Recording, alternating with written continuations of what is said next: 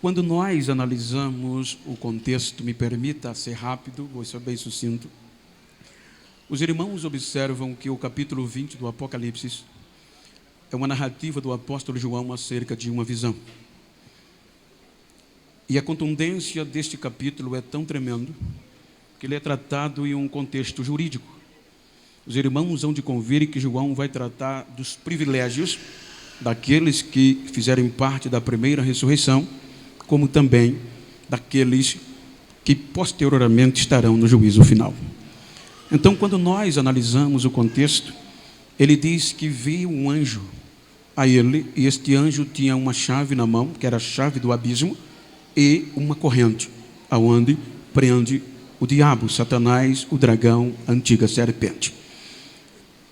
Contextualizando a Bíblia com a história, nós vamos observar como as coisas se interligam e o privilégio para nós em Cristo Jesus e que ainda dá tempo.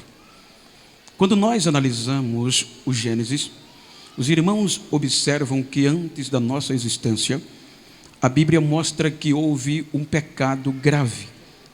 O pecado cometido por Lúcifer e uma terça parte dos anjos.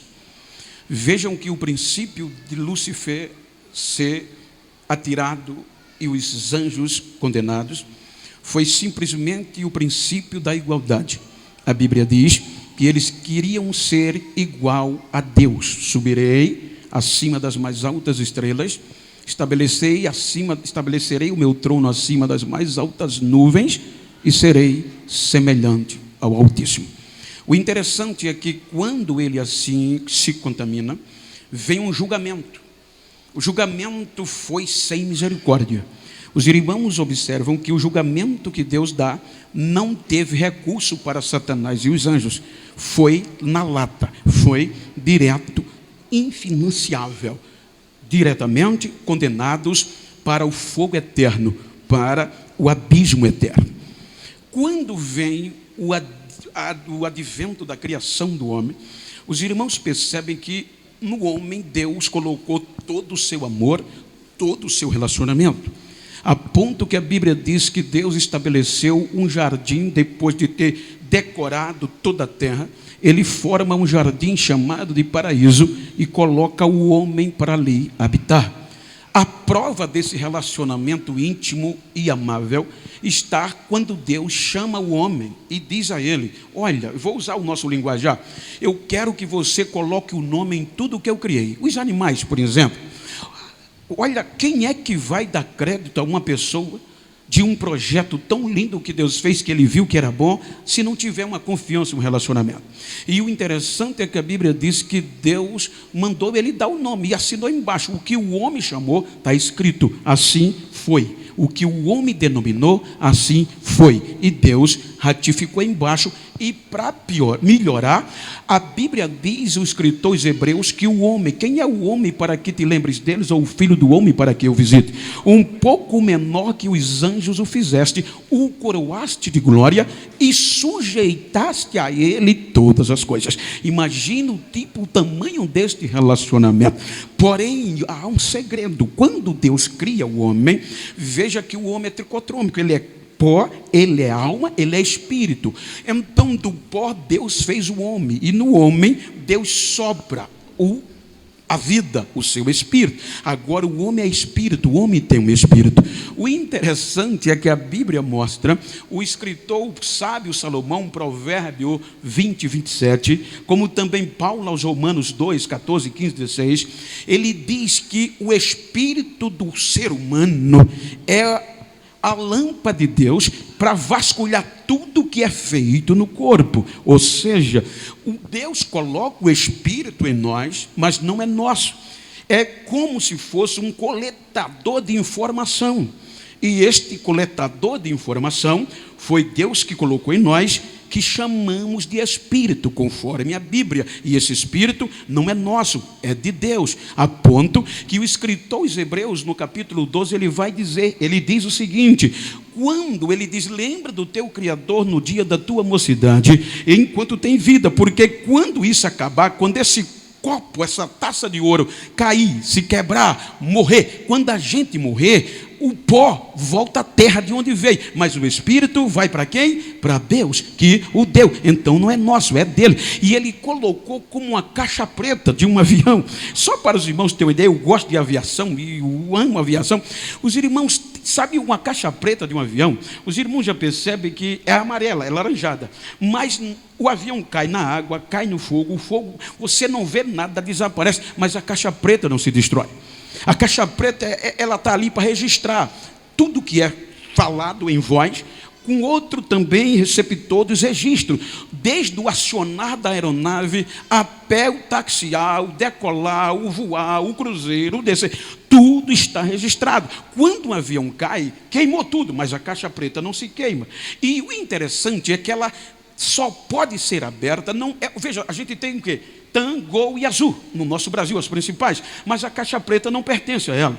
Só quem tem direito da caixa preta e de investigar é o órgão competente pela segurança de voo de cada país. Ou seja, então caiu, a TAM tem nada a ver, só quem pode tocar, só quem pode abrir é um órgão competente. Então, no contexto do provérbio, o Espírito Santo, Deus colocou tudo que a gente faz, tudo que a gente pensa, tudo que está lá registrado. E não vai ter quem, o fogo vai ter que devolver, a morte vai ter que devolver, a água vai ter que devolver.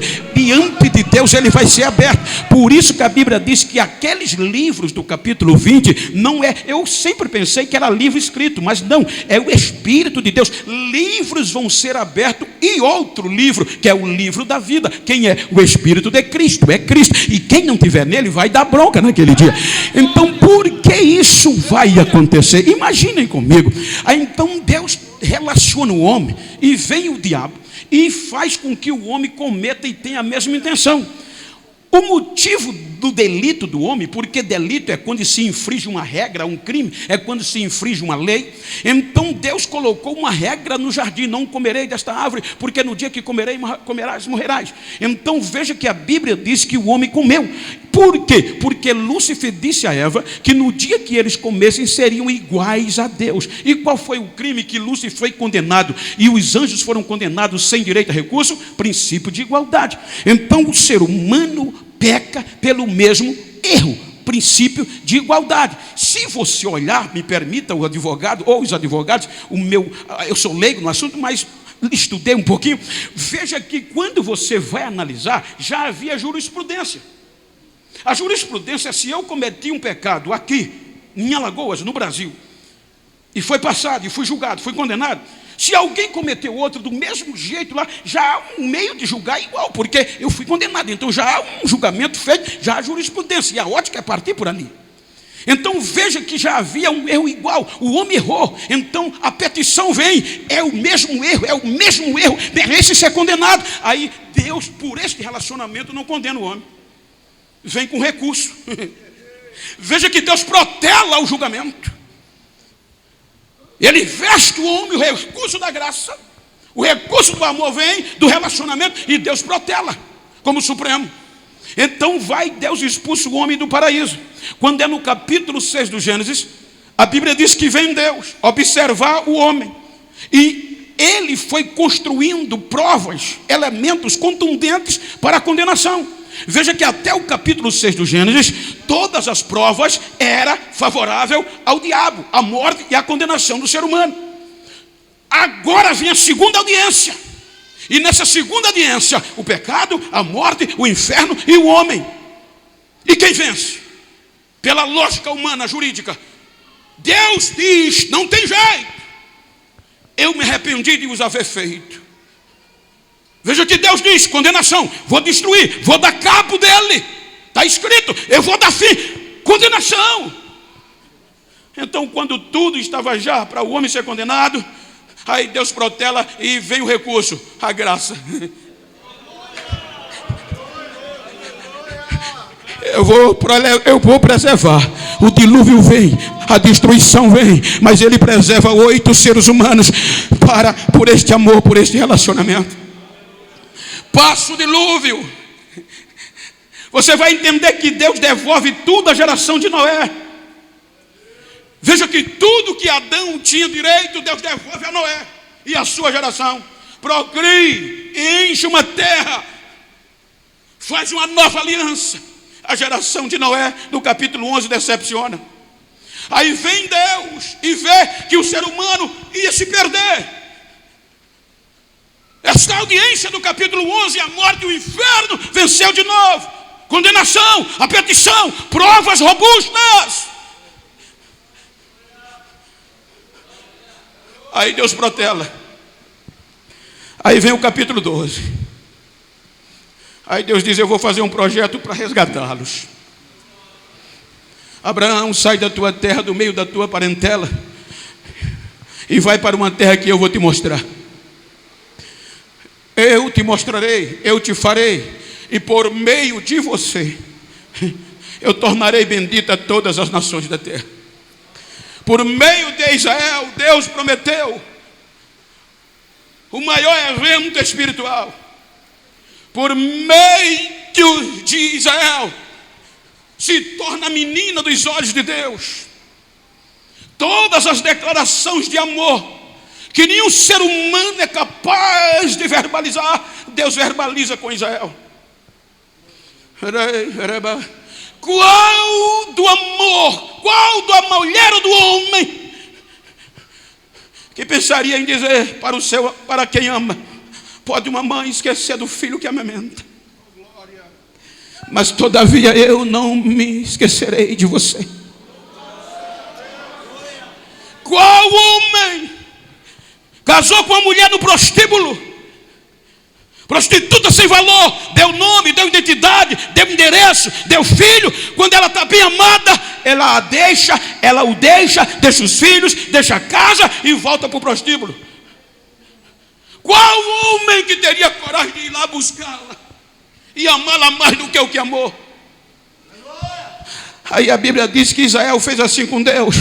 E ele usou Oséia para fazer isso e disse: quando Israel te perguntar que loucura é essa, você vai dizer assim: Israel, fez você comigo, você me traiu, mas eu te amo, eu te quero de volta, eu vim te buscar, volta-te para mim.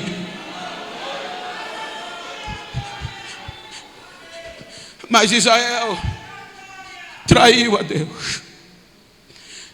Mais uma vez a morte e o inferno vence. Israel traiu a Deus e não quis voltar. Veja que pela lógica era para Israel ser destruído totalmente, porque as provas cada vez eram mais contundentes. Aí Deus faz ele se tornar o bagaço, vai para o cativeiro. Quando ninguém acreditava mais, acabou, Deus vai lá e traz ele de volta. Usando Jeremias, disse: eu vou fazer uma nova aliança. Isso aqui é amor, gente. Olha o que Deus disse: eu vou fazer uma nova aliança com a casa de Israel. Depois de ser traído, depois de ser deixado de lado, trocado por Baal, ele disse, mas Isaías 31, salvo engano: mas não vai ser aquela aliança que eu fiz com ele quando eu os tirei da terra do Egito, mas nesta nova aliança eu não vou precisar de que um justifique o outro, mas eu vou perdoar os seus pecados e deles não vou me lembrar mais. Olha o que é que Deus faz. Ele traz Israel do cativeiro e Israel não é mais o mesmo. Veja que os últimos mensageiros do Velho Testamento, eles reclamam que até o sacrifício não era mais perfeito. Veja que aqui dá para entender um pensamento meu como pregador, como bacharel em teologia.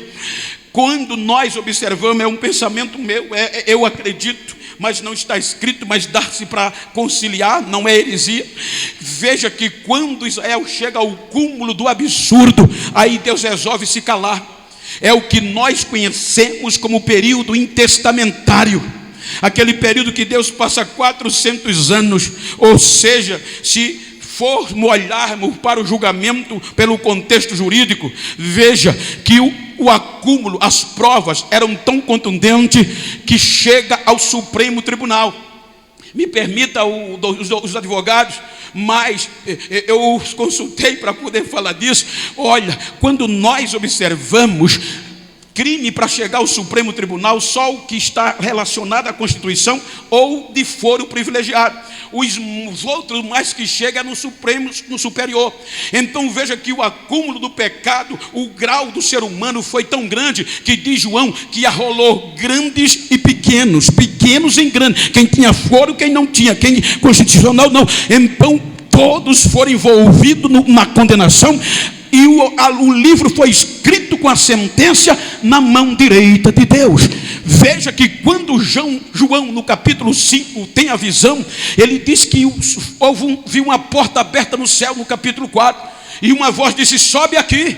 E quando ele subiu, ele disse o seguinte, que viu um trono armado. O trono fala de julgamento.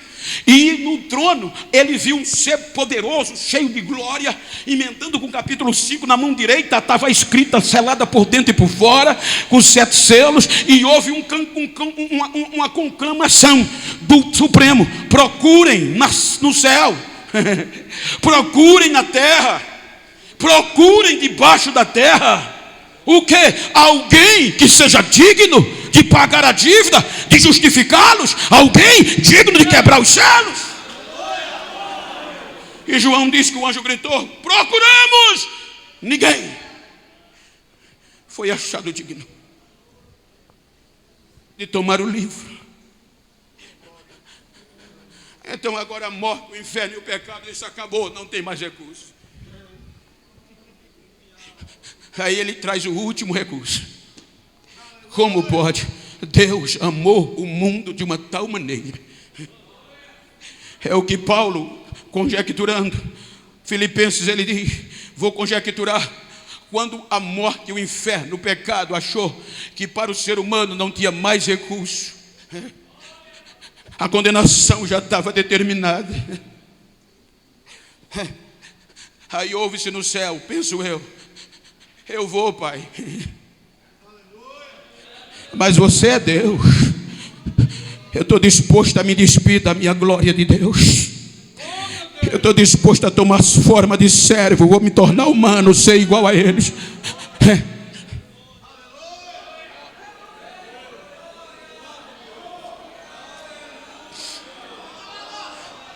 E descerei. E Paulo diz que ele foi fiel até a morte. Quando Paulo escrevendo aos Gálatas, disse: cumprindo a plenitude dos tempos, Deus enviou seu filho, nascido de mulher, nascido sob a lei, para resgatar todos aqueles que já estavam condenados pela lei. Ele vem, é rejeitado por Israel, e além de rejeitado, é aqui que entra, gente. Eles vão crucificá-lo nos 2 piores viés da história. Eles usam a lei de Moisés e a lei romana.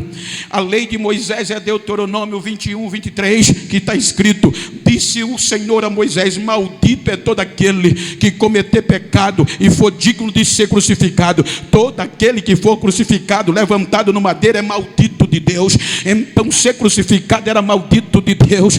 Então a Bíblia diz que cometer pecado, pelo outro lado, era a sentença romana, o ápice do absurdo, o mais caótico tipo de morte, o mais vergonhoso e o mais doloroso era a cruz. Então pegaram os 2 piores e crucificaram ele. Mas a notícia boa é que eles usaram a lei, mas Deuteronômio diz que aquele que cometer pecado e for pendurado no madeiro. Mas quando crucificaram, acharam que pela lei romana e pela lei de Moisés estava acabado, mas jogaram ele no sepulcro, humilharam, condenaram, sepultaram. Nos 3 dias, dá para imaginar, a morte cantava de galo, o inferno já cantava vitória, o pecado era quem dava força a eles, o homem estava condenado. Então dá para perceber que a morte vai vasculhar vida por vida, momento por momento, no Espírito de Cristo. A Bíblia diz que em tudo ele foi tentado, mas em nada ele pecou. Então a morte não achou um pecado que quisesse, não achou uma falha que quisesse. Então não tem culpa, não tem erro, não tem falha, ele é perfeito. Então vem Deus e diz: sai daí, sai daí, sai daí, sai daí.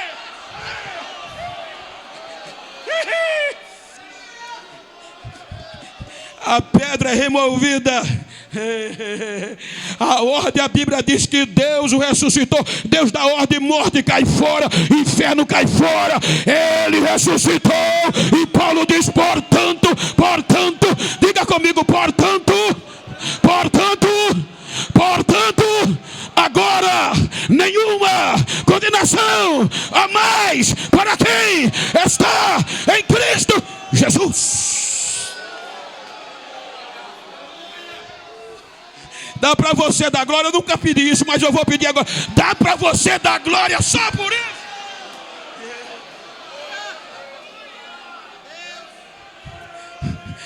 Pergunta para quem está ao teu lado: está em Cristo? Diga: fica frio.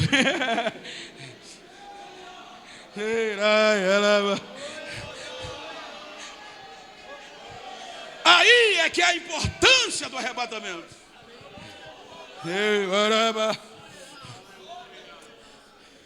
Aqui, Santa Sé Memorial. Por isso que eu disse: ainda dá tempo.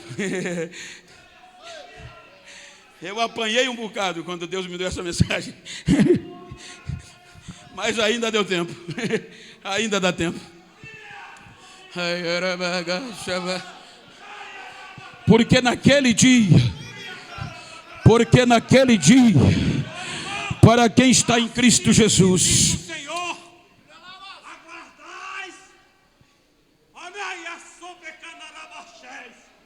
aguardais o juízo de Deus no meio dos teus, com pecado disciplinado, ou seja, assim disciplinado, assim diz o Senhor. E Deus vai cobrar desta igreja a partir de hoje aqueles que estão com pecado escondido. É bom pecar e é difícil confessar. Glória a Deus. Aquele dia não vai ser fácil. Naquele dia, veja a diferença do amor e da ira. Cristo vem como o último recurso. Cristo vem como o último recurso. Ele veio como isso. Fora dele não há outro. Fora dele não vai haver outro. Porque o amor de Deus foi tal. Então o que é que nos livra do juízo final? Capítulo 20, versículo 11. O arrebatamento. Veja que João, na narrativa, ele está falando do final, na segunda fase do arrebatamento. Ele está falando do final da tribulação, da grande tribulação. Ele está dizendo o quê? Que quando chega ao final da grande tribulação, ele faz o resumo do que Paulo disse: nós não precederemos os que dormem. Lembra o que disse Eclesiastes? Que morreu aqui, o Espírito volta a Deus que o deu. Então todos aqueles que dormiram em Cristo, porque o arrebatamento não é só o tocar da trombeta. Quando esse copinho de ouro, quando o meu fôlego acabar, o arrebatamento já veio para mim. Se eu tiver com o nome que Paulo diz aos Coríntios, que vamos ser julgados com um parâmetro, vai ser o Evangelho. Se o meu espírito tiver escrito, se o meu espírito estiver em Cristo, então mesmo eu morrendo antes da trombeta tocar, eu vou vir primeiro do que quem está vivo. Porque já está garantido. E quem estiver aqui vai ser transformado e encontrar com os mortos e subir com ele. Mas a primeira ressurreição tem a primeira parte, que é o tocar da trombeta ou você morrer agora. Caso contrário, para quem ficar, vem as grandes tribulações. Aí vai ser mais difícil. Mas vai ter, mas vai ser mais difícil. Então no final da grande tribulação, aí João diz que viu o anjo descer com a chave de quem? Do abismo. Lembra da jurisprudência? Quem não tiver em Cristo vai ser julgado como Satanás e vai para a mesma prisão que ele. Está escrito. Aí João diz que viu um anjo com a chave na mão. E a chave de onde? Do abismo, o lago de fogo. E uma corrente.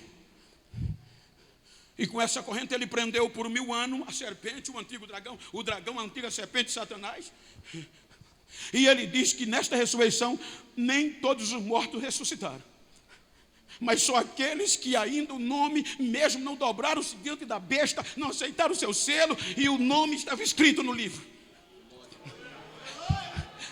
Veja a contundência que ele diz do arrebatamento, gente. Isso aqui não é brincadeira não, é coisa séria.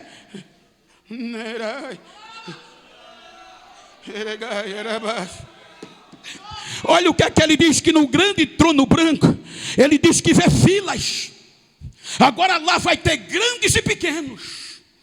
Ele diz que livros vão ser abertos e públicos. E esses livros é o Espírito, é o registro, é a caixa preta que vai ser aberta.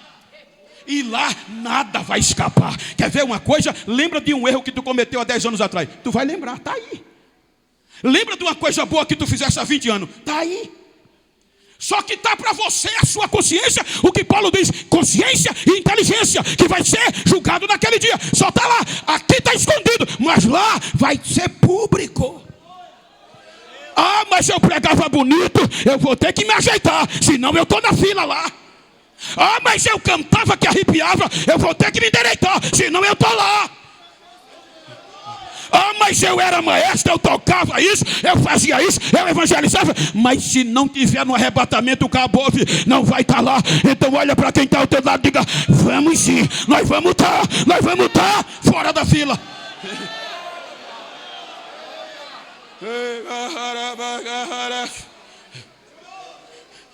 Vamos estar fora da fila. Olha a contundência.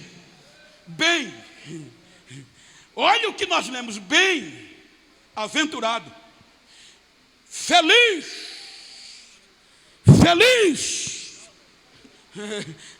é aquele que tem parte na primeira ressurreição, ou aqueles. Porque o dano da segunda morte, ou a segunda morte, não tem poder sobre eles. Porque eles já não são condenados, já são livres e reinarão com Cristo 1000 anos no tempo de paz. E no julgamento eles vão estar lá julgando, eles não vão estar na fila, eles não vão estar na fila. Então, crente cheio de esperança que vai ser, olha para quem está ao teu lado e diga a ele, se depender de mim, diga, se depender de mim, a gente vai subir na primeira.